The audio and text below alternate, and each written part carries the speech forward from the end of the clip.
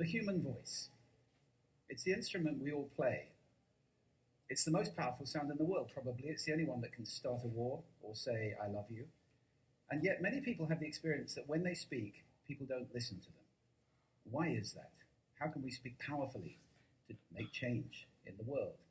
Well, I'd like to suggest there are a number of habits that we need to move away from. I've assembled for your pleasure here 7 deadly sins of speaking. I'm not pretending this is an exhaustive list, but these 7, I think, are pretty large. Habits that we can all fall into. First, gossip. Speaking ill of somebody who's not present. Not a nice habit, and we know perfectly well the person gossiping 5 minutes later will be gossiping about us. Second, judging. We know people who are like this in conversation, and it's very hard to listen to somebody if you know that you're being judged and found wanting at the same time. Third, negativity. You can fall into this. My mother, in the last years of her life, became very, very negative, and it's hard to listen. I remember one day I said to her, it's October the 1st today, and she said, I know, isn't it dreadful? It's hard to listen when somebody's that negative. And another form of negativity, complaining. Well, this is the national art of the UK. It's our national sport. We complain about the weather, about sport, about politics, about everything. But actually complaining is viral misery. It's not spreading sunshine and lightness in the world. Excuses. We've all met this guy. Maybe we've all been this guy. Some people have a blame thrower. They just pass it on to everybody else and don't take responsibility for their actions. And again, hard to listen to somebody who's being like that. Penultimate, the 6th of the 7, embroidery, exaggeration. It demeans our language, actually, sometimes. For example, if I see something that really is awesome, what do I call it? And then, of course, this exaggeration becomes lying, out and out lying, and we don't want to listen to people we know are lying to us. And finally, dogmatism. The confusion of facts with opinions. When those two things get conflated, you're listening into the wind. You know, somebody is bombarding you with their opinions as if they were true. It's difficult to listen to that. So here they are, 7 deadly sins of speaking. These are things I think we need to avoid. But is there a positive way to think about this? Yes, there is. I'd like to suggest that there are 4 really powerful cornerstones, foundations, that we can stand on if we want our speech to be powerful and to make change in the world. Fortunately, these things spell a word. The word is hail, and it has a great definition as well. I'm not talking about the stuff that falls from the sky and hits you on the head. I'm talking about this definition, to greet or acclaim enthusiastically, which is, I think, how our words will be received if we stand on these 4 things. So what do they stand for? See if you can guess. The H, honesty, of course. Being true in what you say, being straight and clear. The A is authenticity, just being yourself. A friend of mine described it as standing in your own truth, which I think is a lovely way to put it. The I is integrity, being your word, actually doing what you say, and being somebody people can trust. And the L is love.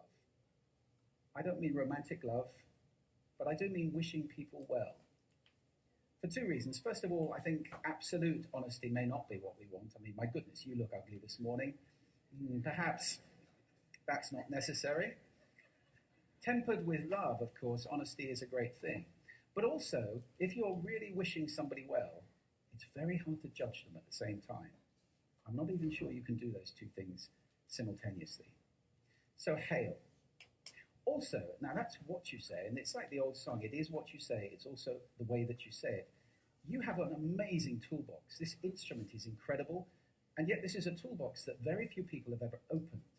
I'd like to have a little rummage in there with you now. Just pull a few tools out that you might like to take away and play with, which will increase the power of your speaking. Register, for example. Now, falsetto register may not be very useful most of the time, but there's a register in between. I'm not going to get very technical about this for any of you who are voice coaches. You can locate your voice, however. So if I talk up here in my nose, you can hear the difference. If I go down here in my throat, which is where most of us speak from most of the time. But if you want weight, you need to go down here to the chest. You hear the difference?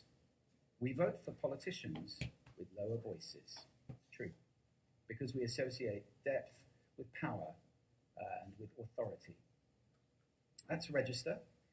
And we have timbre. It's the way your voice feels. Again, the research shows that we prefer voices which are rich, smooth, warm, like hot chocolate. Well, if that's not you, that's not the end of the world, because you can train. Go get a voice coach. And there are amazing things you can do with breathing, with posture, and with exercises to improve the timbre of your voice. Then prosody. I love prosody. This is the sing-song, the meta-language that we use in order to impart meaning. It's route one for meaning in conversation. People who speak all on one note are really quite hard to listen to if they don't have any prosody at all. That's where the word monotonic comes from, or monotonous, monotone. Also, we have repetitive prosody now coming in, where every sentence ends as if it were a question, when it's actually not a question, it's a statement. And if you repeat that one over and over, it's actually restricting your ability to communicate through prosody, which I think is a shame. So let's try and break that habit. Pace. I can get very, very excited by saying something really, really quickly, or I can slow right down to emphasize. And at the end of that, of course, is our old friend, silence.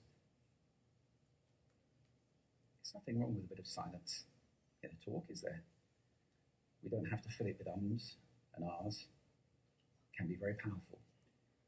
Of course, pitch often goes along with pace to indicate arousal, but you can do it just with pitch. Where did you leave my keys? Where did you leave my keys? It's a slightly different meaning in those two deliveries. And finally, volume. I can get really excited by using volume, sorry about that, if I startled anybody. Or I can have you really pay attention by getting very quiet. Some people broadcast the whole time. Try not to do that. That's called sodcasting. Imposing your sound on people around you carelessly and inconsiderately. Not nice. Of course, where this all comes into play, most of all, is when you've got something really important to do. It might be standing on a stage like this and giving a talk to people. It might be proposing marriage, asking for a raise, a wedding speech, whatever it is. If it's really important, you owe it to yourself to look at this toolbox and the engine that it's going to work on. And no engine works well without being warmed up. Warm up your voice. Actually, let me show you how to do that. Would you all like to stand up for a moment? I'm going to show you the 6 vocal warm-up exercises that I do before every talk I ever do. Anytime you're going to talk to anybody important, do these.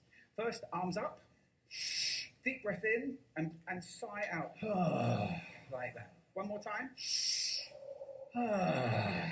Very good. Now we're going to warm up our lips, and we're going to go bop, bop, bop, bop, bop, bop, bop, bop. Very good. And now, just like when you were a kid. Now your lips should be coming alive. We're going to do the tongue next with exaggerated la, la, la, la, la, la, la, la, la. Beautiful. You're getting really good at this. And then roll an R. That's like champagne for the tongue. Finally, and if I can only do one, the pros call this the siren. It's really good. It starts with we and goes to or. The we is high, the or is low. So you go wee, or wee. Fantastic. Give yourselves a round of applause. Take a seat. Thank you. Next time you speak, do those in advance. Now, let me just put this in context to close. This is a serious point here. This is where we are now, right? We speak not very well into people who simply aren't listening in an environment that's all about noise and bad acoustics. I have talked about that on this stage in different phases. What would the world be like if we were speaking powerfully to people who are listening consciously in environments which were actually fit for purpose? Or to make that a bit larger, what would the world be like if we were creating sound consciously and consuming sound consciously and designing all our environments consciously for sound?